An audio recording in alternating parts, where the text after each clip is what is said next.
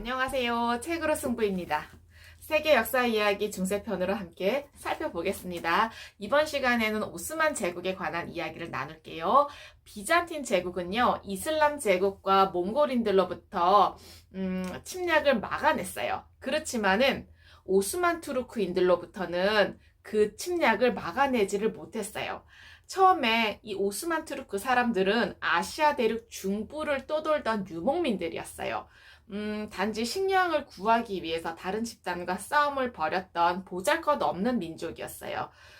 몽골 군대가 아시아 전 지역을 휩쓸자 투르크인들은요, 서쪽으로 달아났어요.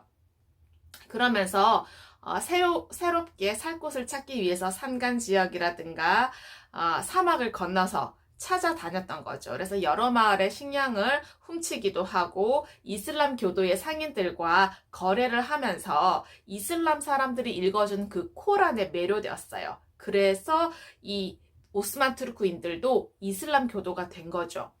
그러고 나서 이 유목민들은 오스만 투르크인들은요, 비잔틴 제국의 변방, 경계선 쪽에 정착을 했는데 드디어 집을 짓고 농사를 지으면서 정착할 수 있게 되었어요.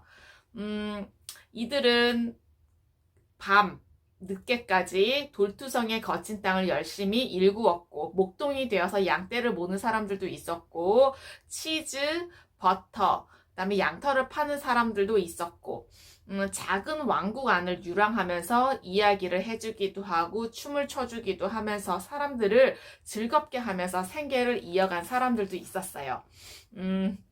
그리고 엄격한 규율을 따르는 그런 사나운 전사가 되어서 투르크 왕국이 점점 넓어지는데 이바지한 사람도 있었던 거예요. 이렇게 헌신적인 이슬람 교도를 따랐던 오스만 투르크인들은요, 가지라고 해요. 가지라고 불리는 이슬람교의 병사로 키워졌는데 이슬람교를 널리 전파하면서 오스만 투르크 왕국도 점점 넓어졌어요.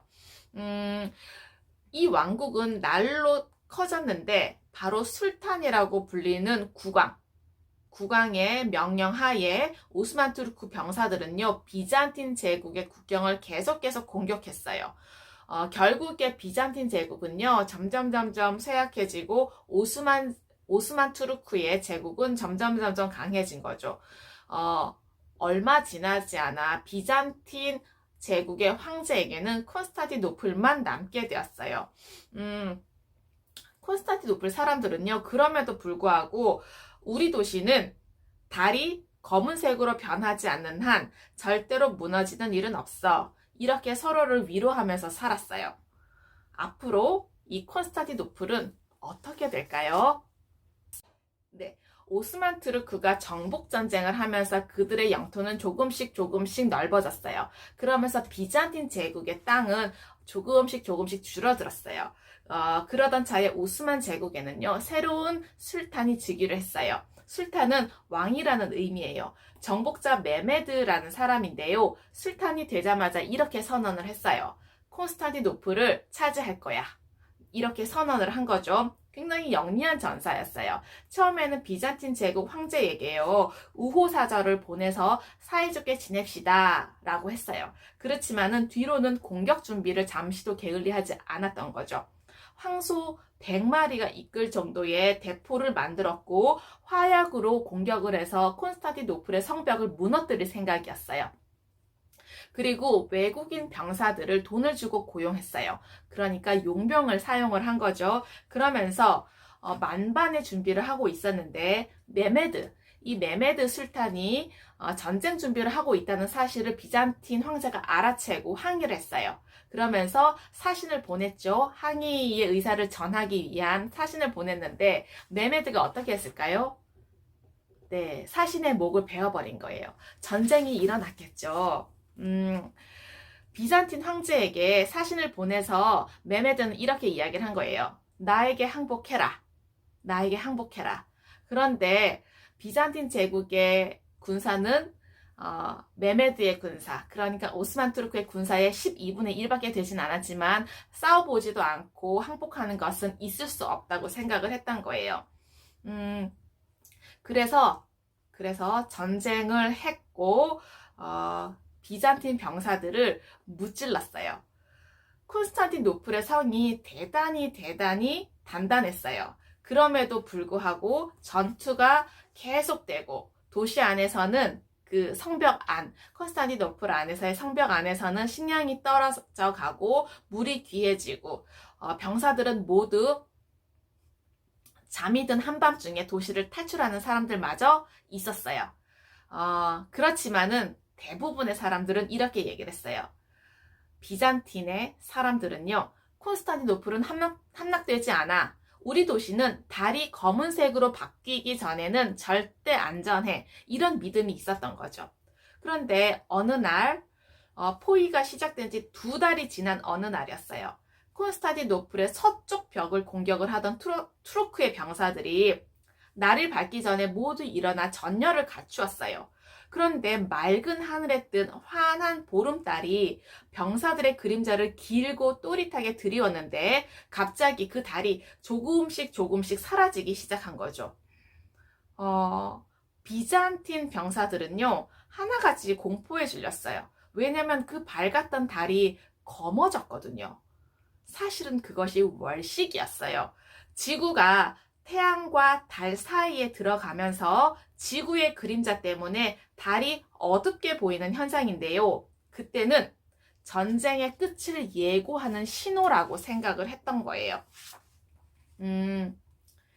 결국에 콘스탄티노플의 기독교 성직자들은요, 하기야 소피아 성당에서 마지막 예배를 열었어요. 그 하기야 소피아 성당은 수백 년 전에 유스티니아누스 대제가 지었던 거대한 기독교 성당이죠.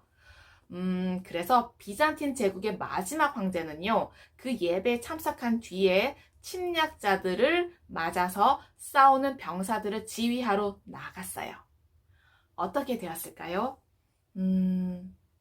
네. 결국에는요, 비잔틴 황제가 죽어버린 거예요. 그래서 메메드는 그의 병사들에게 이렇게 이야기를 했어요. 친구들이여, 이 도시는 이제 우리의 것이다 하면서 오스만 투르크의 병사들은 도시 안으로 쏟아져 들어갔죠. 이 투르크의 병사들은 콘스탄티노플을 휩쓸고 다녔고 사람들을 죽이고 재물을 약탈했어요. 이 메메드, 오스만 투르크의 메메드는요, 곧장 어떻게 했느냐, 하기야 소피아 성당으로 가서 그의 옥좌를 예배당 한가운데에 놓고요, 기독교 성당을 이슬람 교도의 예배당으로 바꾸기 시작을 했어요. 그래서 하기야 소피아 성당에서 최후의 기독교 예배가 있은 지 나흘 뒤에 그곳에서 최초의 이슬람 예배가 열린 거예요. 그러면서 콘스탄티노플은 이스탄불이라고 하는 이름을 갖게 되었어요. 이 콘스탄티노플의 함락은 중세 역사에서 가장 중요한 사건 중에 하나예요.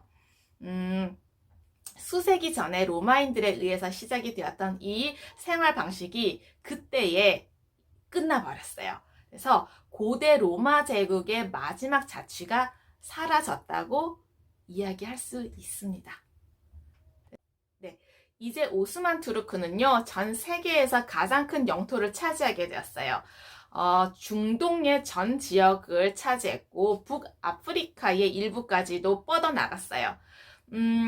바로 이스탄불이라는 새로운 이름을 갖게 되었고 콘스탄티노플이 그 수도였어요.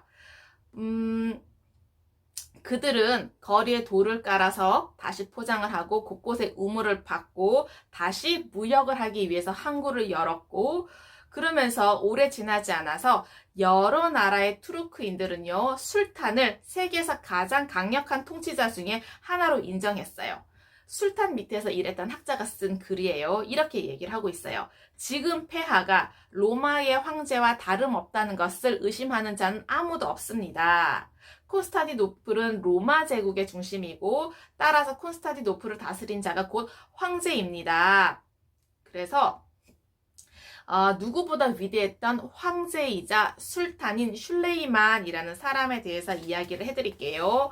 이 슐레이만은요, 고대 히브리의 지혜로운 왕 솔로몬에서 그 이름을 따왔어요. 굉장히 공정한 것으로 이름을 남겼는데 유스티니아누스 황제처럼 이 사람도 법을 남겼어요.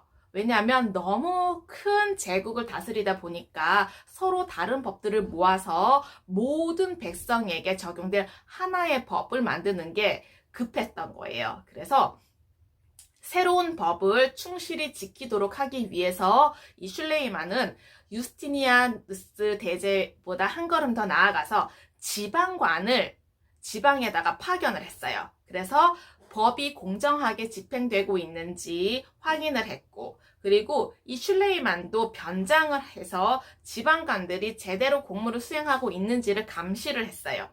슐레이만은 세계에서 가장 폭넓은 정보망도 갖고 있었어요. 그 정보원들을 곳곳에 흩어져 살게 하면서 관리들을 감시하도록 했던 거죠. 그러면서 부당하게 일처리를 하는지, 공정하게 일처리를 하는지, 그리고 정보원들은 슐레이만이 백성들 사이에서 인기가 있는지 없는지조차도 보고를 했던 거예요.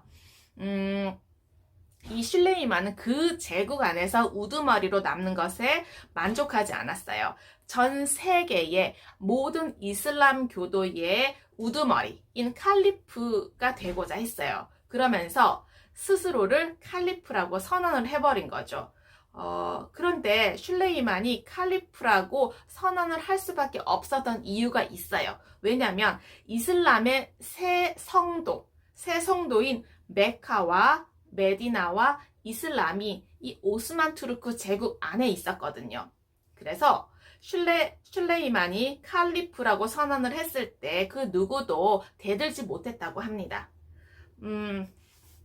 이 제국 안에 있는 성도를 찾아오는 순례자들에게 여행길을 안전하게 보장해 주기도 했고요.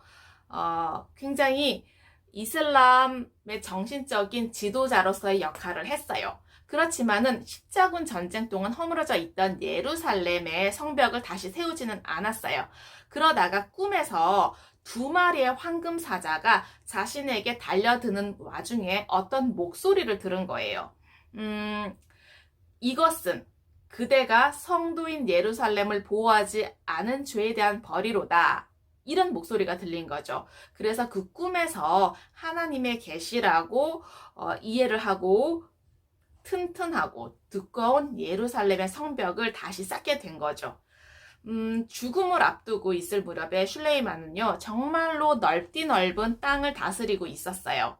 스스로를 신의 종, 온 세상의 주인, 바그다드와 이라크의 샤, 그다음에 옛 로마 제국의 카이사르, 이집트의 술탄, 이렇게 많은 별명들로 불린 거죠. 슐레이만이 죽은 후에는 어떻게 되었을까요? 새로운 술탄은 그의 아들이었어요. 그런데 아주 나약한 통치자였어요. 백성들은요, 그를 주정백이라고 불렀던 거죠. 왜냐하면 나란 일보다 잔치 벌이는 일이 더 중요했던 모양이에요. 그래서 오스만 제국의 위세는 점점 움츠러들기 시작을 했어요. 이 제국은 300년 이상 이어지다가 역사에서 완전히 사라져 버렸어요.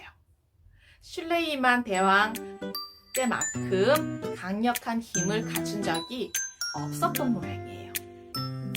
과거의 지혜와 지식을 통해서 현재와 미래 삶이 좀 더 의미 있고 풍성해지시길 기원합니다. 감사합니다.